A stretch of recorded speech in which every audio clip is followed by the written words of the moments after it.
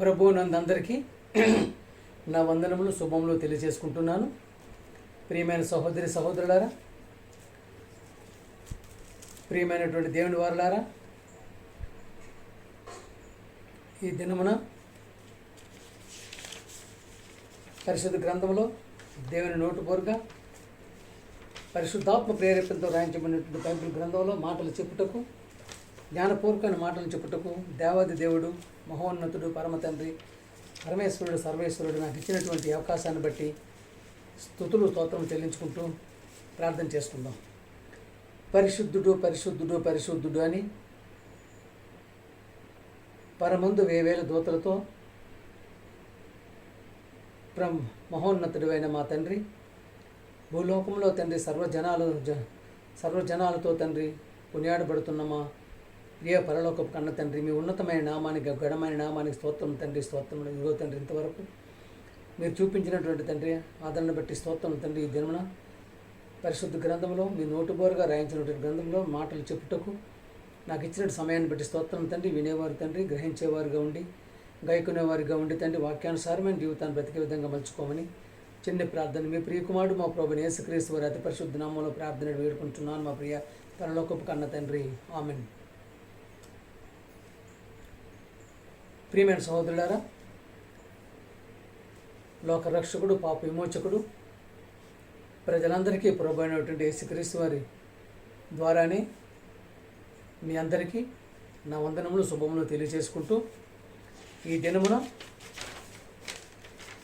చెప్పబోతున్న అంశం, ప్రియమైన దేవుని వారులారా, బైబుల్ దివ్య గ్రంథం, ప్రియమైన దేవుని వారులారా, జ్ఞాన గ్రంథం బైబుల్, జ్ఞాన నేత్రం బైబుల్. ప్రియమైన దేవుని ఎందుకు చెప్పగలుగుతున్నామంటే, ప్రపంచంలో ముద్రణ యంత్రం వచ్చిన తర్వాత మొదటిగా ముద్రించబడినటువంటిది బైబిల్ మాత్రమే. ప్రియమైన దేవుని వల్ల బైబిల్ దైవానుసారమైనటువంటి వచనములే కాకుండా అలాగే సకల శాస్త్రాలను, ప్రపంచంలో మనం ఏది తీసుకున్నప్పుడు కూడా దానికి దిక్సూచిగా బైబిలే ఉన్నదని మనం తెలుసుకునేటటువంటిగా బైబిల్ గ్రంథంలో ప్రతిదీ రాయబడి ఉంది. ప్రియమైన దేవుని వర్తమాన భూత భవిష్యత్తు కాలాలు మొత్తం కూడా బైబిల్ గ్రంథంలో లిఖించబడి ఉన్న కనుకనే బైబిల్ గ్రంథానికి అంతటి ప్రాముఖ్యత, అంతటి ఘనత. ప్రియమైన దేవుని వల్ల చూసారు కదా, దేవుని పని దేవుడే చేయాలి, మనిషి పని మనిషే చేయాలి. ప్రియమైన దేవుని వల్ల మనిషి దేవుడి పని చేయటానికి, దేవుడు మనిషి పని చేయటానికి వీలు లేదు. ఎందుకని ప్రియమైన దేవుని వల్ల, ఎందుకంటే ఈ వాక్యాన్ని చెప్పడానికి కారణం, ప్రకృతితో ఆటలు మనిషి మనుగడకే ప్రమాదం. ప్రియమైన దేవుని వల్ల ప్రకృతితో ఆటలు మనిషి మనుగడకే ప్రమాదం. చూసుకోండి, మహోన్నతుడైన దేవుడు ప్రియమైన దేవుని వల్ల, ఎందుకంటే ఆయన సంకల్పం చొప్పున మనల్ని కని ఈ భూమి మీద ఉన్నటువంటి కాలంలో ఏ విధంగా నేను బతకాలని చెప్పి దేవుడు కోరుకున్నాడో, మన బ్రతుకులు ఏ విధంగా ఉంటున్నాయో చూసుకునేటానికి ప్రియమైన దేవుని ఇప్పుడు ఉన్నటువంటి ఆధునిక యుగంలో, స్పీడ్ యుగంలో, టెక్నాలజీ యుగంలో ఎంతో అభివృద్ధి ప్రదంలో వెళ్ళిపోతున్నాడు ప్రపంచ గమనం, దేశాల గమనాలు, రాష్ట్రాల గమనాలు, ప్రాంతాల గమనాలు చూసుకున్నట్టయితే ప్రియమైన దేవుని కొద్దిగా కూడా, కొంచెం కూడా దేవుని మార్గంలో, దేవుని మాటలో, దేవుని యొక్క ప్రణాళికలు లేనట్టు అనిపిస్తుంది. చూశారు కదా, యోబు గ్రంథం, ప్రియమైన దేవుని వాళ్ళు చూస్తున్నారు కదా, ఇప్పుడున్నటువంటి విపత్కర పరిస్థితుల్లో మనిషి ప్రకృతితో ఆటలు ఆడడం వల్ల మనిషి మనుగడికి ముప్పు వచ్చే ప్రమాదం ఏర్పడింది కదా. చూశారు కదా, దుబాయ్, చైనా, అరుణాచల్ ప్రదేశ్, ప్రియమైన దేవుని వాళ్ళు చూశారు కదా, ప్రళయ తాండవం చేస్తున్నటువంటి యొక్క వరుస బీభత్సాన్ని చూశారు కదా. క్లౌడ్ సీలింగ్ అని చెప్పేసి మనిషి యొక్క చేసినటువంటి ప్రయోగం వల్ల ఎంతటి నష్టమో. అందుకనే ప్రకృతితో ఆటలాడితే, ప్రకృతి అనేది దేవుడు సృష్టించినే కనుక దైవానుసారంగా వచ్చినటువంటి ఆ సృష్టిని మానవుడు కదపడానికి వీలులేదు. ప్రియమైన దేవుని వలన యోబు గ్రంథం 36 అధ్యాయం 26 వచనం చూసుకున్నట్టయితే, ఆలోచించము, దేవుడు మహోన్నతుడు, మనము ఆయనను ఎరుగము, ఆయన సంవత్సరములు సంఖ్య మితిలేనిది. చూసారా ప్రియమైన దేవుని వాళ్ళరా, సహోదరులారా, పండిత పామరులారా, శాస్త్రజ్ఞులారా, మేధావులారా, సైంటిస్టులారా, చూశారు కదా. ఆలోచించము, దేవుడు మహోన్నతుడు, మనము ఆయన నెరుగము. దేవుడిని నువ్వు ఎరగవు, దేవుడిని నువ్వు చూడవు, దేవుడిని చూసే పరిస్థితే లేదు. ప్రియమైన దేవుని వల్ల చెప్పాం కదా, మొదట చేసినటువంటి మానవుడిని ఆది కాండంలో సృష్టించిన మానవుడు ఆదాము దగ్గర నుంచి ఇంతవరకు చనిపోయిన ఏ మనిషి కూడా దేవుని చూడలేదు, చూడబోడు, చూడనేరడు. ప్రియమైన దేవుని అందుకనే ఆలోచించము. దేవుడు మహోన్నతుడు, మనం ఆయన నెరగము. ఆయన సంవత్సరముల సంఖ్య మితిలేనిది. చూసారా, ఆయన సంవత్సరముల సంఖ్య మితిలేనిది. ఆయన సంవత్సరాలకి అంతు లేదు, మితి లేదు. ప్రియమైన దేవుని అందుకనే దేవునికి అంతటి మహోన్నతుడైన దేవునికి, మహాబలవంతుడైన దేవునికి, పరాక్రమవంతుడైన దేవునికి, బలశూరుడైన దేవునికి ఏ విధంగా నువ్వు లోబడి ఉండగలుగుతున్నావు? దేవునితో పోటీ పడేటటువంటిగా ప్రేమ దేవుని భక్తిలో పోటీ పడితే పర్వాలేదు, కానీ ప్రకృతితో పోటీ పడుతూ విలయతాండవానికి, ప్రజల యొక్క జీవన ప్రమాణాలకి దెబ్బ కొట్టేటటువంటి పరిస్థితుల్లో మానవుడు వెళ్ళిపోతున్నాడు. కనుకనే ప్రేమ దేవుని వల్లరా యోబు గ్రంథం 36:27 చూసారా, యోబు గ్రంథం 36:27. ఆయన ఉదక బిందువులను పైనుండి కురిపించును, మంచుతో కూడిన వర్షము వలె అవి పడును. చూసారా, ప్రియమైన సహోదరుడా, సహోదరులారా, ప్రియమైన మేధావులారా, చూసారు కదా, ఆయన ఉదక బిందువులను పైనుండి కురిపించును, మంచుతో కూడిన వర్షము వలె అవి పడును. మంచుతో కూడిన వర్షం వలె అవి పడును. చూసారా, ఎవరు కురిపించాలి వర్షాన్ని? ఎవరు కురిపించాలి మంచుని? ఎవరు కురిపించాలి మనిషి మీద? మనిషి కురిపిస్తాడా? చూశారు కదా, ప్రకృతితో ఆటలు మనిషి మనుగడకే ప్రమాదం. ప్రకృతిని సృష్టించినటువంటి సృష్టికర్త దేవాది దేవుడు, మహోన్నతుడు, పరమేశ్వరుడు, సర్వేశ్వరుడు, ఆది సంభూతుడైనటువంటి ఆయన యొక్క ఉన్నవాడైనటువంటి ఆయన యొక్క మనసుని ఎరిగి, ఆయన యొక్క ప్రణాళికని, ఆయన యొక్క సంకల్పాన్ని, ఆయన పనిని ఎరిగే వారిగా ఉండాలి. కానీ ప్రేమ దేవుని వల్ల చూసాం కదా అని చెప్పేసి ఏదో స్పీడ్ యోగంగా వెళ్ళిపోతున్నాం, టెక్నాలజీ వెళ్ళిపోతున్నాం, సైన్సిస్టులకు వెళ్ళిపోతున్నాం, శాస్త్రజ్ఞులకు వెళ్ళిపోతున్నాం, ఏది చేసినా మనకి పర్వాలేదు అనేటువంటి ద్వారాలు వెళ్ళిపోతుంటే ఇటువంటి విపత్కర పరిస్థితులు ఎదుర్కొనేటటువంటి పరిస్థితులు ఉంటుంది. అందుకని ప్రేమ దేవుని వల్ల ఆకాశం మీద ఇటు ఏ విధమైన ప్రయోగం చేసినా సరే ఆయన కిందకు తోసేస్తారు. ప్రేమ దేవుని చూశారు కదా, యోబు గ్రంథం 36:27. మేఘములు వాటిని కుమ్మరించును, మనుష్యుల మీదకి అవి సమృద్ధిగా దిగును. మనుష్యుల మీదకి అవి సమృద్ధిగా దిగును. చూసారా, ఎవరు క్రియేట్ చేయాలి మేఘాన్ని? ఎవరు అందించాలి మేఘాలని? చూసారా, మేఘములు వాటిని కుమ్మరించును. చూసారా, మనుష్యుల మీదకి అవి సమృద్ధిగా పడును. ఏ సమయంలో, ఏ కాలంలో, ఏ విధముగా దేవుడు చేయాలని ప్రణాళిక ఉన్నదాకా ఆ విధంగా జరగాల్సిన పరిస్థితిలో ప్రేమ దేవుని వల్ల మనిషి మాత్రం దేవుని కంటే భిన్నంగా ఆలోచిస్తూ ఆయన యొక్క వినాశనానికే తెచ్చుకునే పరిస్థితులు ఏర్పడుతున్నాయి. అందుకని ప్రేమ దేవునిలో చూస్తున్నారు కదా, మేఘములు వాటిని కుమ్మరించును, మనుషుల మీదకి అవి సమృద్ధిగా పడును. చూశారు కదా, వర్షాకాలంలో వర్షం వస్తుంది. అలాగే ప్రేమ దేవుని అందుకనే ఇప్పుడు ఇటువంటి పనులు చేస్తూ ఏదో సాధించేస్తున్నాం, సైంటిస్టులకు వెళ్ళిపోతున్నాం, శాస్త్రజ్ఞులు వెళ్ళిపోతున్నాం, అంగారకుడికి వెళ్ళిపోతున్నాం, చంద్రుడి మీద వెళ్ళిపోతున్నాం, సూర్యుడి మీదకి వెళ్ళిపోతున్నాం. ప్రేమ ఎన్నో వేల కోట్ల సంవత్సరాల నుంచి వాటి పని చేసుకుంటూనే ఉన్నాయి. ఏ ఒక్క రోజైనా సరే సూర్యుడు రాకుండా లేడు, చంద్రుడు ఇదవ్వకుండా లేడు, వర్షం కురవకుండా లేదు, ప్రేమ దేవుని పగలు రాకుండా లేదు, రాత్రి రాకుండా లేదు. ప్రేమ దేవుని చూస్తున్నారు. ఇదంతా మీకు కొన్ని కోట్ల సంవత్సరాల నుంచి జరుగుతూనే ఉన్నది. సృష్టికర్త సృష్టించినటువంటి ఈ విశ్వాన్ని, ఆయన తయారు చేసినటువంటి యొక్క ఆ విశ్వం తన పని తను చేసుకుంటూ నేను అన్ని పనులు వాటి పనిలో చేసుకుంటున్నాయి. కానీ ప్రేమైన దేవుని మనిషి మాత్రమే దేవుడి పని చేయడానికి లేదు, దేవుని పని యొక్క మాట వినేటువంటి పరిస్థితులు లేడని చెప్పాల్సి వస్తుంది. అందుకని ప్రేమైన దేవుని వల్లరా, అందుకనే మనం ఆలోచించవలసింది ఏంటంటే ఎట్టి పరిస్థితుల్లో కూడా ప్రకృతితో ఆటలు ఆడడం మనిషికి తగదు. మనిషికి మనుగడ ప్రమాదం, మనిషి జీవన ప్రమాణానికి ప్రమాదం, మనిషి బ్రతికే ప్రమాదం ఏర్పడుతుంది. కనుకనే ప్రకృతితో ఆటలాడేటువంటి పరిస్థితులు చేయకూడదని గమనించకూడదు. ప్రియమ దేవుని వారు యెషయా గ్రంథం 41:19. యెషయా గ్రంథం 41:19. చెట్లు లేని మెట్టల మీద నేను నదులను పారజేసేదను. చూసారా, లోయల మధ్యన ఓటలను ఉపక చేసేదను. చూసారా, లోయల మధ్యలో ఓటలను ఉపక చేసేదను. అరణ్యము నువ్వు నీటి బొగ్గలుగాను నీటి మడుగుగాను ఎండిన నేలను నీటి బొగ్గలుగాను చేసేదను. చూశారు కదా ప్రియమైన దేవుని వాళ్ళారా, దుబాయ్ దేశం, అరబ్ దేశం, ఎడారి దేశం, నీరు చుక్క ఉండదు, నీరు కనపడదు. కానీ నువ్వేం చేయాలి? తండ్రి, మహోన్నతుడా, సర్వేశ్వరుడా, పరమేశ్వరుడు, దేవాది దేవుడా, మాకు నీటి చుక్క కల్పించాలి, వర్షాన్ని కల్పించాలని చెప్పేసి దేవుడిని అడగాల్సింది పోయి నీ సొంత ప్రయోగాలు తెలిపోయి ప్రమాదాన్ని కొని తెచ్చుకునే పరిస్థితి ఏర్పడిపోయింది కదా. చూసారు కదా, వినరా ఆయన, వినరా మాటని. చూసారు కదా, చెట్లు లేని మెట్టల మీద నేను నదులను పారజేయదని అంటాను. చూసి చెట్లు లేని మెట్టల మీద, చెట్లే ఉండవు అసలు, మెట్టల మీద నేను నదులను పారజేయదని అంటున్నాడు ఆయన. చూసారా, లోయల మధ్యలో ఓటలను, చూసారా, లోయల మధ్యలో ఓటను నువ్వు వేస్తున్నావా, నువ్వు కురిపిస్తున్నావు, నువ్వు పార చేస్తున్నావు, వాటిని చేసేదను. అరణ్యమును నీటి మడుగుగాను ఎండిన నేలను నీటి బొగ్గగాను చేస్తాను. చూస్తాను, ఎండిన నేలను నీటి బొగ్గలుగా చేసేటటువంటి మహాశక్తిమంతుడు, పరాక్రమవంతుడు, మహోన్నతుడు, మహాదేవుడు, దేవాది దేవుడు. ఆయన యొక్క విశ్వాసాన్ని చూరగొనే మనసుగా ఉంటున్నావా? ఆయన యొక్క సంకల్పంలో ఉంటున్నావా? ఆయన ప్రణాళికలో ఉంటున్నావా? ఆయన పనిలో ఉంటున్నామా? ఆయన వేడుకునే పరిస్థితులు ఉంటున్నామా? దినమంతి నీ పనిలో నీవు ఉంటూ ఆయన మర్చిపోయే పరిస్థితులు ఉంటున్నామా? అందుకని ప్రేమ దేవుని వల్ల ఇంతటి ప్రాముఖ్యంగాటువంటి వచనములను బైబిల్ గ్రంథంలో రాయబడిన కనుకనే బైబిల్ గ్రంథానికి అంతటి ప్రాముఖ్యత ఉంది. ప్రేమ దేవుని ఇటువంటి వచనాలను ఏ గ్రంథంలో నీకు కనిపించవు, ఏ గ్రంథంలో వినిపించవు.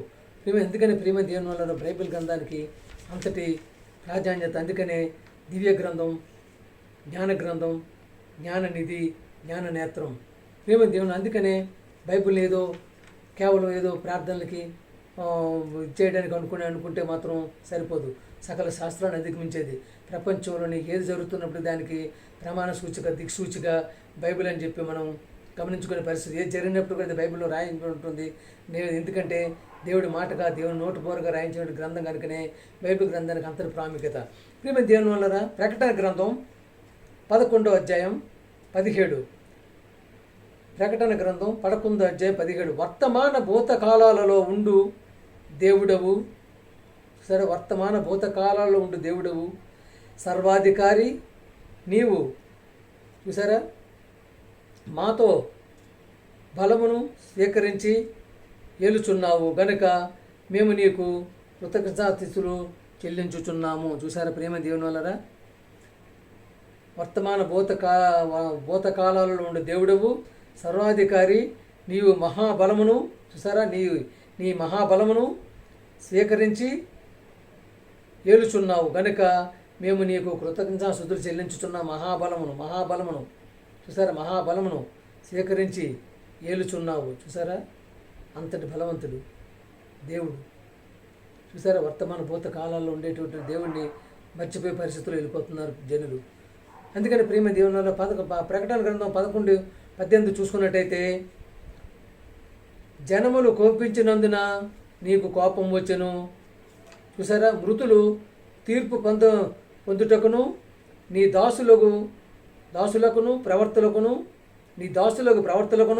పరిశుద్ధులకును నీ నామమునకు భయపడిన వారికి తగిన ఫలము నిచ్చుటకును. చూసారా, తగిన ఫలము నిచ్చుటకును గొప్పవారేమి కొద్దివారేమి భూమిని నశింపజేయ వారిని నశింపజేయుటకును సమయం వచ్చి ఉన్నదని చెప్పిరి. చూసారా, మహోన్నతుడైన దేవుడు. జనములు కోపించినందున నీకు కోపం వచ్చెను, మృతులు తీర్పు పొందుటకును నీ దాసులకు ప్రవక్తలకును పరిశుద్ధులకును నీ నామమునకు భయపడిన వారికి తగిన ఫలము నిచ్చుటకును. చూసారా, ఆయన నామను భయపడేవారు తగిన ఫలము, అద్భుతమైన ఫలం ఉంటుంది. ప్రియమైన గొప్పవారేమి కొద్దివారేమి భూమిని నశింపజేయుటకు సమయం వచ్చి ఉన్నదని చెప్పారు. చూసారా, ప్రియమైన దేవుని వాళ్ళరా, ప్రియమైన శాస్త్రజ్ఞులారా, మేధావులారా, పండిత పామరులారా, నీవు ఏ యొక్క ప్రయోగం నువ్వు మీదన చేస్తున్నప్పటికీ అది భూమికి దాని యొక్క ఎఫెక్ట్ తగులుతుంది, దాని యొక్క ప్రమాదం తగులుతుందని గమనించు. ఎందుకంటే వాటన్నిటికీ కేంద్ర బిందువు భూమి కనుకనే ప్రేమ దేవుని వల్ల. అందుకే భూమికే నష్టం వాటిల్లుతుంది కనుకనే భూమికి నష్టం చేయడానికి చూసేటటువంటి ప్రతి వారిని ఆయన నశింపజేయటకు సమయం వచ్చి. చూసారా, కేంద్ర బిందువు ఆకాశం మీద ఏదో చేసేస్తాను అనుకుంటున్నాం, చంద్రుడి మీద ఏదో చేసేస్తాను అనుకుంటున్నాం, సూర్యుడి మీద ఏదో చేసేస్తాను అనుకుంటున్నారు. కానీ వాటన్నిటికీ కేంద్ర బిందువు ఏంటంటే భూమే ప్రియమైన దేవుని. ఎందుకంటే భూమిని, విశ్వాన్ని దేవుడు సృష్టించి మధ్యలో పెట్టి ఉన్నాడు కనుకనే, వాటన్నిటికీ కేంద్ర బిందువుగా భూమిని పెట్టాడు కనుకనే ఏ ప్రయోగం మీద చేస్తున్నప్పటికీ తప్పకుండా అది భూమికి ఎఫెక్ట్ కొడుతుంది, భూమికి ప్రమాదకరంగా ఉంటుంది, భూమి యొక్క పునాదులు పెకలించే విధంగా ఉంటుంది, భూమికి నష్టం వాటిల్లే విధంగా ఉంటుంది. కానీ మరి భూమి మీద ఉండేది ఎవరు? మనుషులు ఉంటున్నాం. అందుకని మనిషికే ప్రమాదం ఉంటుంది, మనిషి మనుగడిగా ప్రమాదం, మనిషి జీవన ప్రమాణంగా ప్రమాదం, జీవించే పరిస్థితి ఉండదు. కనుకనే ప్రేమ దేవుని వల్ల ఇటువంటి యొక్క మేఘ చూసాడు, క్లౌడ్ సీనింగ్లు, మేఘాలు రప్పించేటటువంటి పనులు చేసి ప్రమాదాన్ని కొని తెచ్చుకునే పరిస్థితికి వెళ్ళిపోతున్నాం. కనుకనే మహోన్నతుడైన దేవుడికి, దేవాది దేవునికి, ప్రేమ దేవుళ్ళు చూస్తున్నారు కదా, ఎంతటి మహోన్నతుడు, ఎంత అద్భుతకరుడు, ఆశ్చర్యకరుడు. చూశారు కదా, ఆయన ప్రియకుమారుని, లోక రక్షకుని, పాప విమోచకుని, ప్రజలందరికీ ప్రభు అయినటువంటి యేసుక్రీస్తు గారిని మన కోసమే పంపించిన పాపాల నిమిత్తం బలిగా ఇచ్చినటువంటి దేవాది దేవునికి మనం ఏ విధంగా రుణపడి ఉండాలి, ఏ విధంగా ఆయన యొక్క మనంలో ఉందని, ఆయన సంకల్పం నెరవేర్చేవారిగా ఉంటున్నామా, ఆయన ప్రణాళిక నెరవేర్చేవారిగా ఉంటున్నామా, ఈ విధంగా దేవునికి వ్యతిరేకంగా పనులు చేస్తూ ఆయన ఉగ్రత లోనవుతున్నామా మనం గమనించుకునే పరిస్థితిలో ఆలోచించుకోమని చెప్పి చివరి వరకు భయభక్తులతో, భయంతో కూడిన భక్తితో దేవుని ఏడలు ఉండాలని చెప్పి కోరుకుంటూ పాట పాడుకుందాం. అందరికీ వందనాన్ని పాట పాడుకుందాం.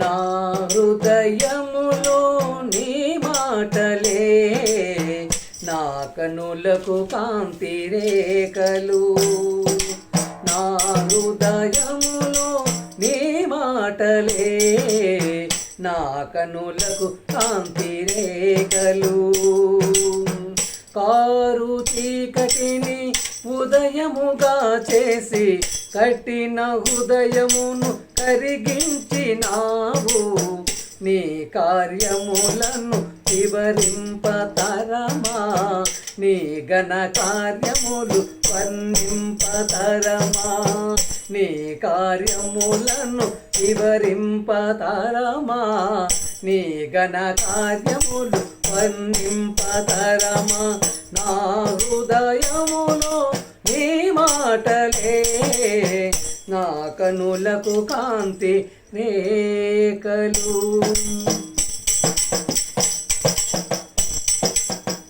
మనసున నెమ్మదిని కలిగించుటకు మంచువలే కృపను కురిపించితివి, మనసున నెమ్మదిని కలిగించుటకు మంచువలే కృపను కురిపించితివి, విచారములు కొట్టివేసి విజయానందముతో నింపినావు, విచారములు కొట్టివేసి విజయానందముతో నింపినావు, నీరు పారేటి తోటగా చేసి సత్తువగల భూమిగా మార్చినావు, నీ కార్యములను వివరింపతరమా, నీ ఘన కార్యములు వర్ణింపతరమా, నా హృదయములో నీ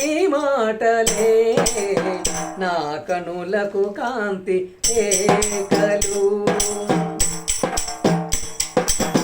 విరజిమ్మే ఉదయ కాంతిలో నిరీక్షణ ధైర్యమును కలిగించితివి, విరజిమ్మే ఉదయ కాంతిలో నిరీక్షణ ధైర్యమును కలిగించితివి, శోధనలు జయించుటకు మహిమాత్మతో నింపినావు, అగ్ని శోధనలు జయించుటకు మహిమాత్మతో నింపినావు, ఆత్మజాలని జ్వాలగా చేసి దీపస్తంభముపై నన్ను నిలిపినావు, నీ కార్యములను వివరింపతరమా, నీ ఘన కార్యములు వర్ణింపతరమా, నా హృదయములో నీ మాటలే